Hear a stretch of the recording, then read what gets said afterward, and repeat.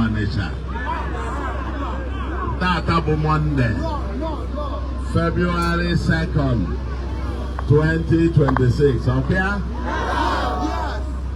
I think I'm the market woman.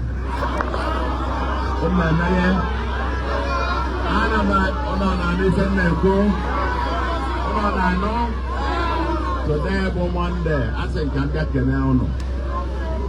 those of you put on Tata, again, when there's Anambra.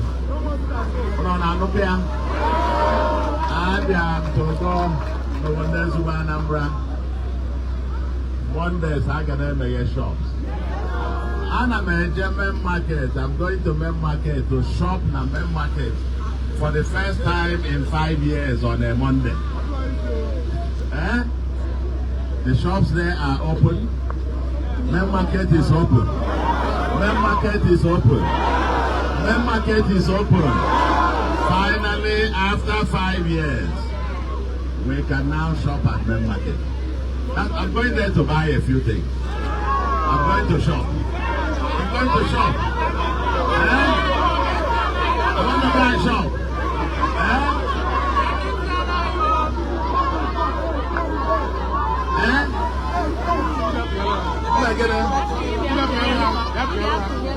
Get to Yellow.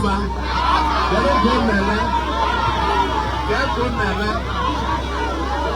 Nemo say, I don't know.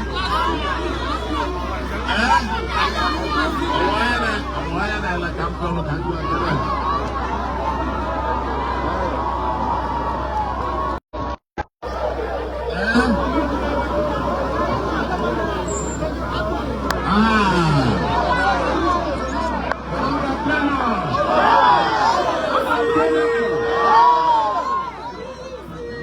sit at home is over.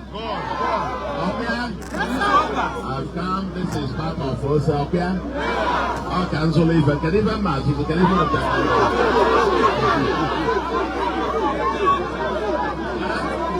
I got a shop for it.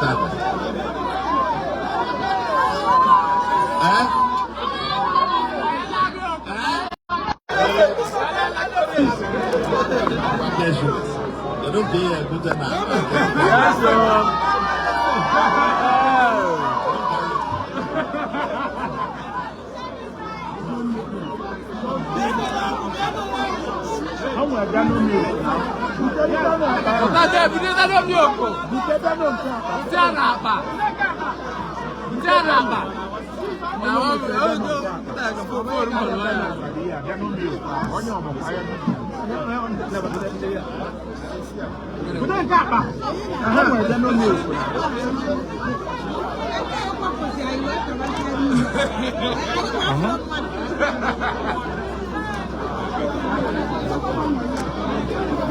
Oh, yeah, great. You're cheap, great.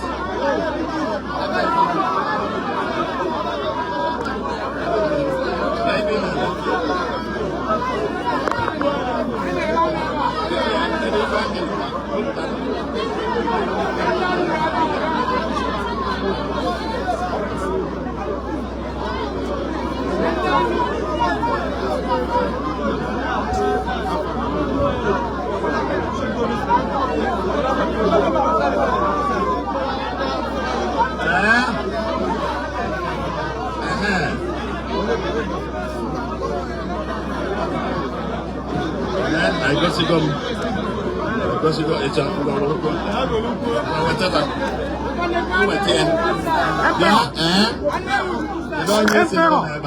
Emperor.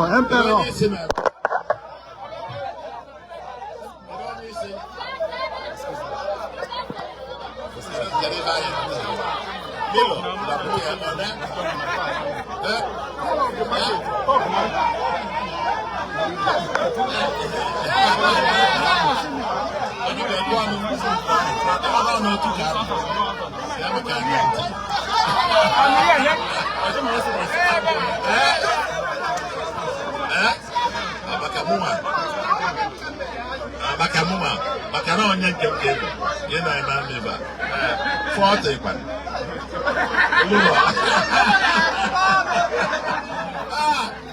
igbo mchando nkita ego mchando ya abụkwa m onye otu ọrụ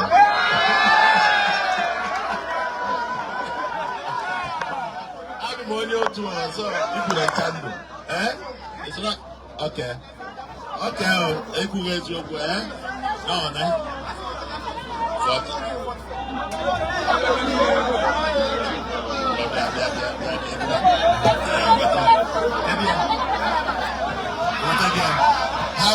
How many do you mean? Very good. And you call him more. I'm not poor. I'm more to Tata.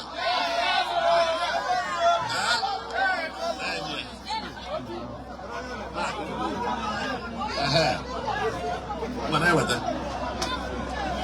On that anemia. Oh, Efra, let's hear what.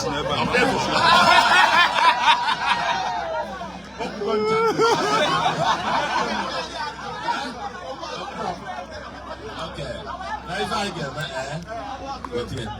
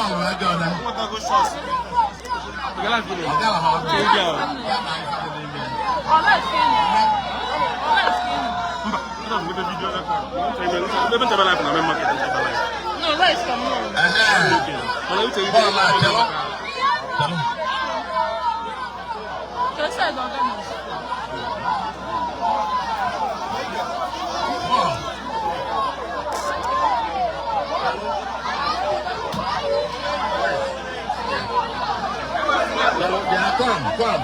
Wait, let him come.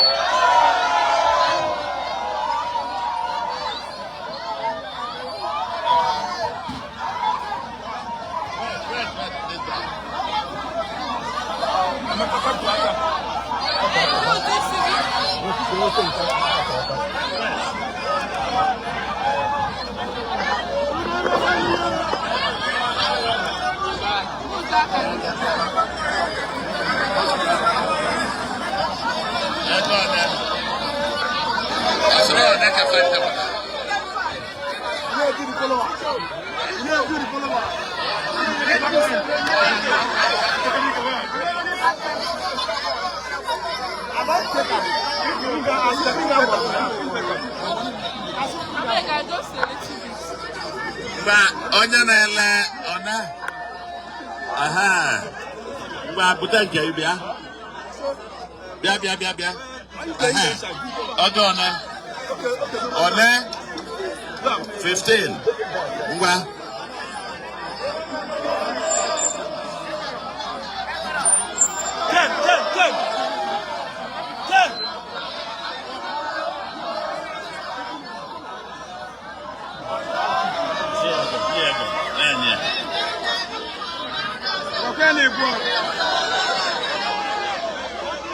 Onitsha Kweno! Mono! Sueno! Gatano! I've come to Onitsha on a Monday. The Monday sit at home is over. I have come to shop here. Okay? Abiamotu. And I have bought a few things. I'm going into main market now. The main market is now open for the first time after 5 years. I'm going there to buy a few things. I will go to the other just line.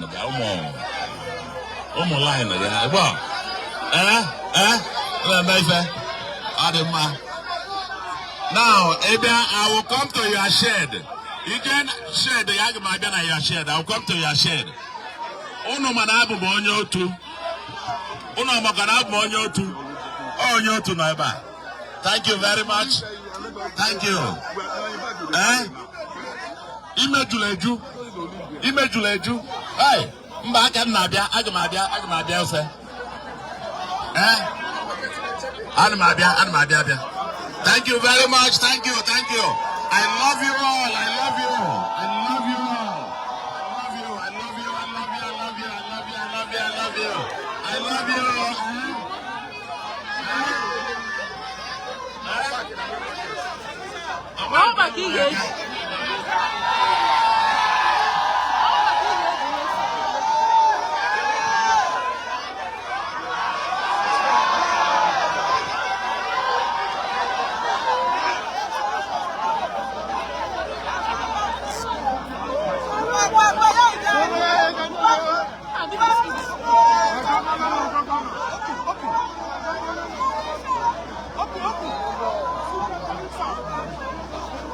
Okay, job I got on about motor. Watch it. Come back, this man.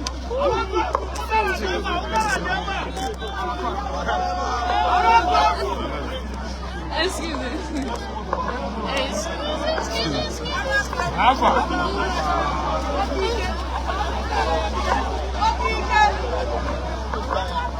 Which side are we going now? Is it inside main market?